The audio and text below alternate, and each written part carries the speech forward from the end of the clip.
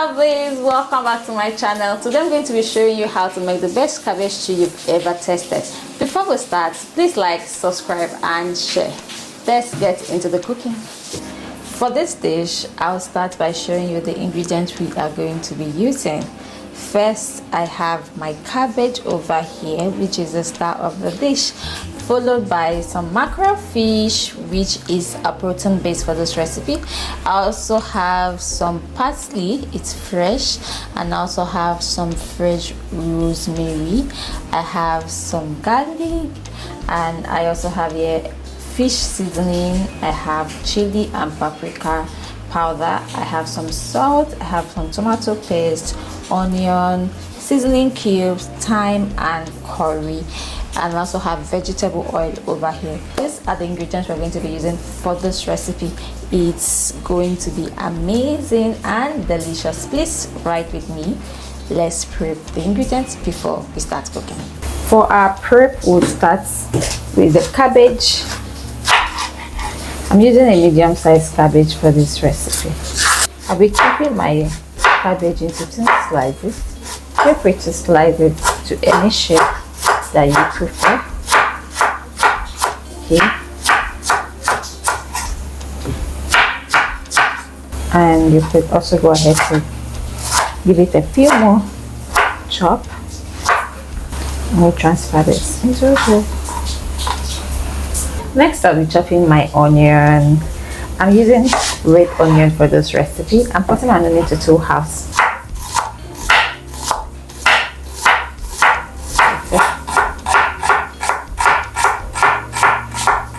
Cutting it into big chunks. I'm going to transfer this into a bowl, and this is the other half.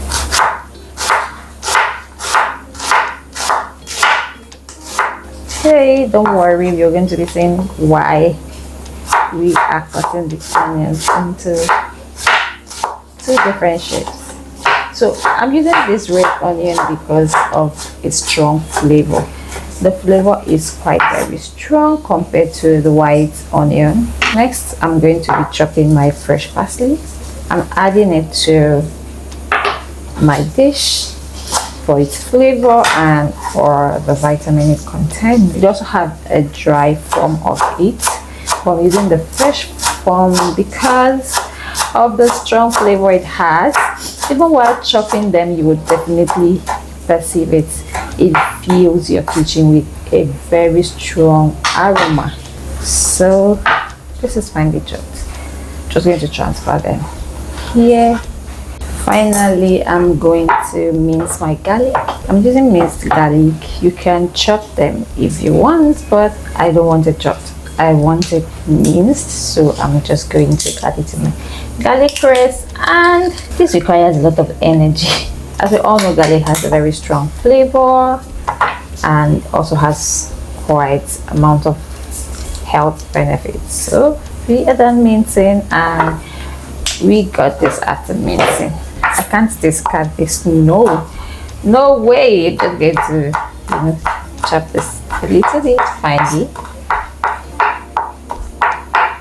and I will add it to the minced one. This is the point where I say that we are done with our ingredient prepping. Our fish is already cut and washed, so we'll just dive into the cooking. I'm going to be transferring my fish into my pot. First, I'll be seasoning it with my seasoning cubes,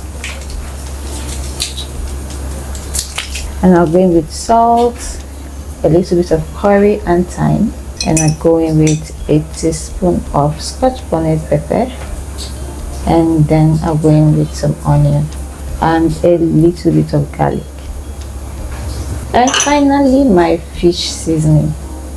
I'm going to top this up with some water, very little amount of water, just to help the fish simmer and not stick to the pot. Cover this and put it on fire. Leave it to cook for 5 minutes. It's 5 minutes. We'll add a little extra water just so we can have enough broth for our sauce. We'll cover and leave it to cook for 5 more minutes. Okay, it's 5 minutes. Ooh, fish has gotten to a boil and it's ready. We'll be taking this out and go ahead with the rest of the cooking. It's time to make our sauce. So what you have to do is to go in with some vegetable oil. Once your oil is hot enough, go in with your curry powder, your thyme, and your rosemary if you are using it. So I'm using fresh rosemary. So just put everything together and give it a stir, which is just going to bring out an amazing flavor into the oil.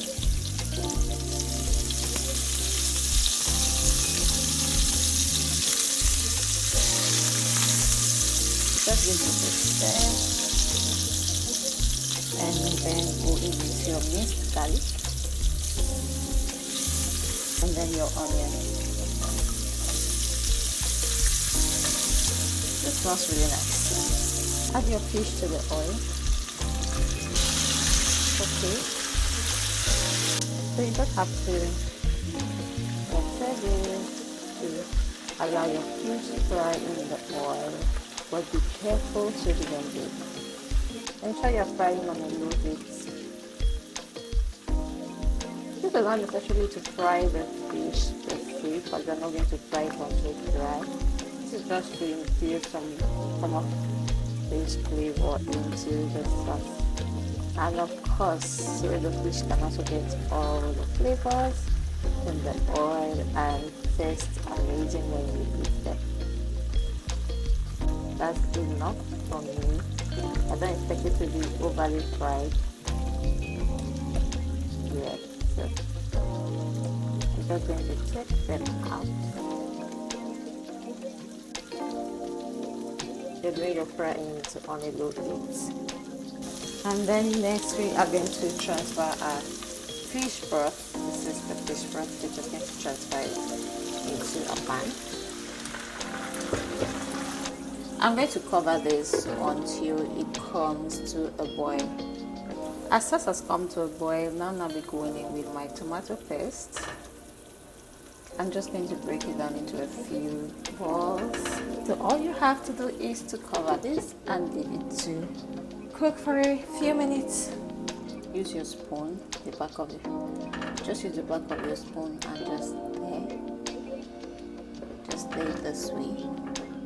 I'm going to go in with my ground chili and paprika, some of my onion that I left. I'm going to go in with an extra teaspoon of ground scotch bonnet, and I'll also go in with an extra bouillon cube.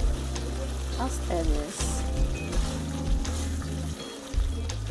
So we are just going to leave this to fry for a little more minutes. So after about 10 minutes, you want to check to see if your sauce is ready. Next, I'm adding my cabbage to my sauce.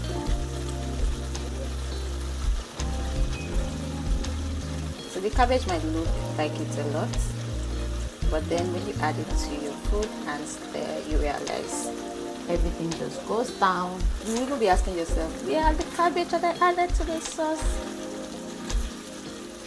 So just add our cabbage and give this a good stir to mix.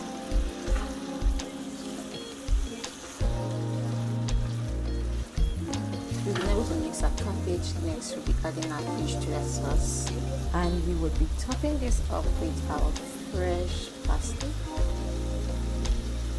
If you don't have fresh parsley, you can do dry, or if you don't have parsley at all, you can make the sauce without it.